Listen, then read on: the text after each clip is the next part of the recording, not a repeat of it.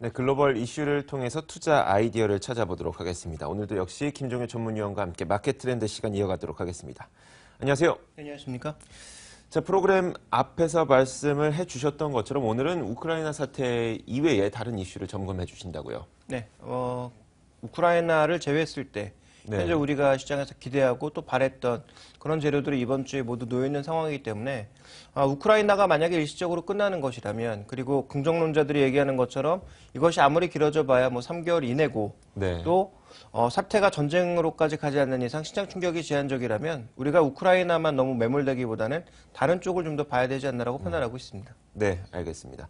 자, 이에 따라서 이번 주에 예정되어 있는 22 통화정책회의와 그리고 이 중국의 전인대가 이제 또 남았죠. 이것들이 과연 어떤 영향을 미칠지 한번 설명을 들어보도록 하겠습니다. 우선 어느 쪽부터 살펴볼까요? 네, 22회의부터 점검해 봐야 될 것 같은데요. 시장에서는 지금 선물 시장에서 또 추가적인 금리 인하를 뭐 거의 기정사실화하고 있고, 금리 인하가 효과가 없다면 오히려 LTRO와 같은 양적 완화 정책이 다시 나올 것이다. 이렇게 거의 확신하고 있는 분위기입니다. 그렇지만 이제 물가 측면에서 보면 분명히 정책이 나와야 되겠죠. 준비된 그림을 보시면 드라기 총재가 지적한 대로 유로존 물가는 조금 심각한 수준입니다. 물가가 지금 장기 평균치라고 볼 수 있는 2%대에서 너무 아래로 내려가고 있거든요. 그런데 이게 모든 국가가 그런 게 아니라 여전히 남유럽 국가를 포함한 취약 국가들은 지금 거의 제로 수준이고요. 독일 같은 국가는 현재 경제 성장률에 거의 육박하는 2%에 근접한 모습을 나타내고 있기 때문에 국가별로 상이한 모습이다. 그래서 정책을 취했을 때 각 국가별 입장이 다르다라는 점을 가장 먼저 우리가 인지를 해야 될 것 같고, 또 하나 이렇게 물가가 낮아지는 것에 대해서 왜 우려를 하고 있느냐. 물가가 낮아지면 사람들이 소비를 안 하죠. 기업들도 투자를 안 합니다. 그러니까 물가가 어느 정도는 성장률보다 너무 높아질 정도로 물가가 올라가면 안 되겠지만 최소한 성장률 정도는 물가가 올라가줘야 물가가 오르니까 지금 무언가를 사고 지금 무언가를 투자해야 되겠구나, 이런 시각이 들거든요. 그래서 경제의 선순환을 위해서 물가를 좀 자극하려고 하고 있는데 어쨌든 물가가 낮아지니까 이런 얘기들이 나오고 있는 건데요. 그런데 다른 부분을 보시면 유로존의 성장률 전망이 계속 수정되면서 좋아지고 있는 상황입니다. 그러니까 성장률이 좋아진다면 물가라는 것도 따라오게 되어 있거든요. 그런 측면에서 봤을 때 정책을 언제 쓰느냐 정도가 좀 문제가 될 수 있을 것으로 보여지고 있고요. 만약에 적절하게 쓰지 못한다면, 만약 이번에 하지 않고 상반기에 기회를 놓칠 경우에는 성장 속도가 빨라지면서 정책을 쓸 이 개연성이 없어질 가능성이 있다라고 판단해 볼 수가 있겠고요. 또 하나, 지금 독일 지표들은 굉장히 좋습니다. 그래서 독일을 중심으로 하는 일부 국가들의 흐름은 여전히 좋은 양상이기 때문에 이것만 보고는 우리가 반드시 정책을 꼭 써야 되겠다, 3월 달에 꼭 나와야 되겠다라고 확신하기는 좀 이를 것 같고요. 그 다음 살펴봐야 될 것은 OECD 경기 선행지수가 최근에 굉장히 좋아지고 있는데 선진국만 보면 굉장히 좋은데요. 이머징을 포함하게 되면 이 기대가 확 낮아집니다.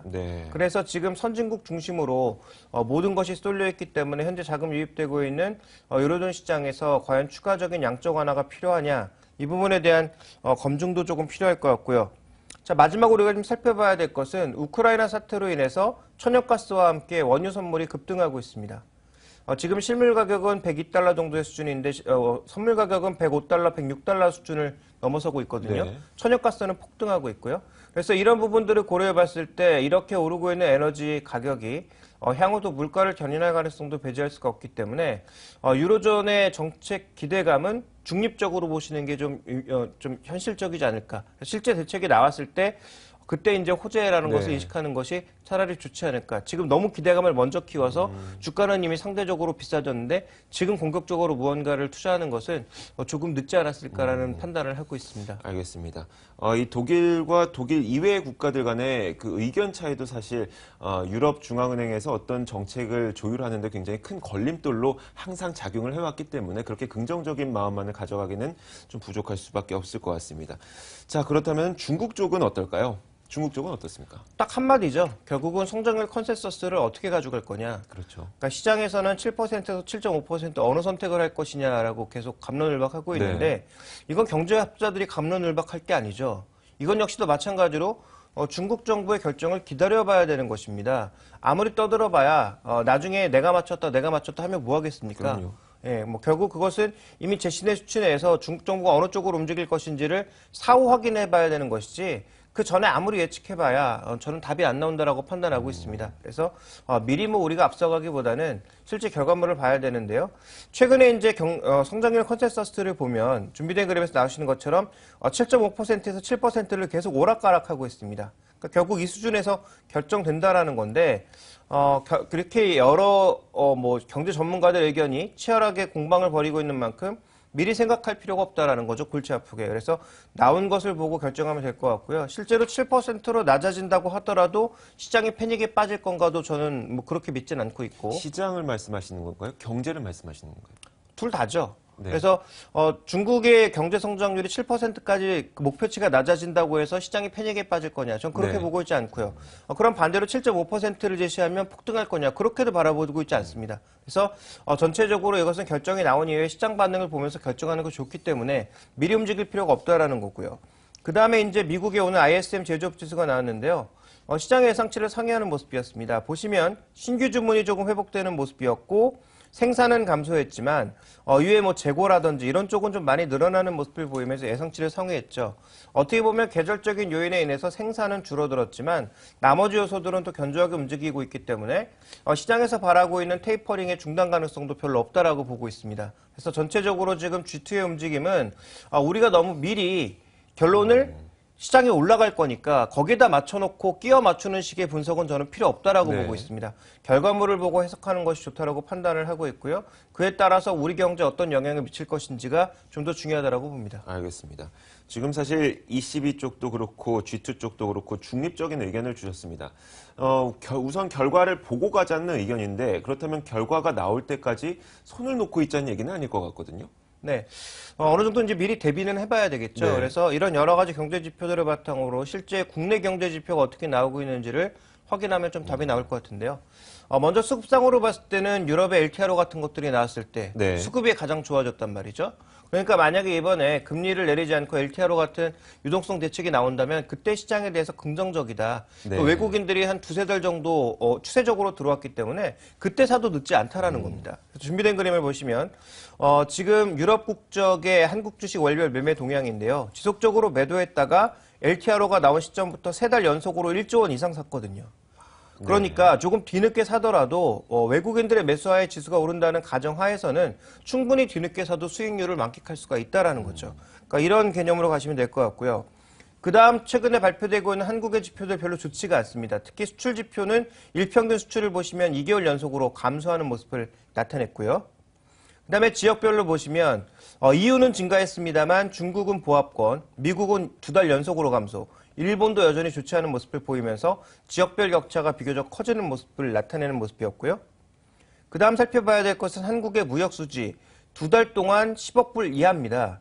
기존에 움직였던 평균치, 평균 한 30억 달러보다 크게 하회하는 수치입니다. 물론 항상 연초에 항상 좋지 않았습니다. 그래서 미국이 4분기에 폭발적인 소비를 하고 나서 네. 1, 2월 달에 소비가 크게 감소하는 모습을 보였기 때문에 어떻게 보면 이게 계절적인 요인이라고 볼 수 있겠습니다만 일평균 수출이 크게 감소하는 가운데 무역 수지 자체도 줄어들고 있는 모습이기 때문에 결국은 어느 쪽에서 수출이 잘 되는지를 좀 확인을 해봐야 될 것으로 보여지고 있는데요. 품목별로 보면 여전히 휴대폰 수출이 제일 잘 되고 있고요. 그 다음 선박은 인도가 늦어지면서 크게 감소했고요.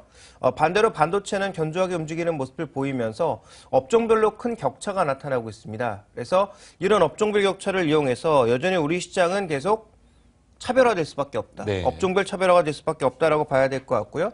또 하나 경계해야 되는 요소는 산업 생산은 좋아지고 있지만 기업 재고가 폭증하고 있습니다.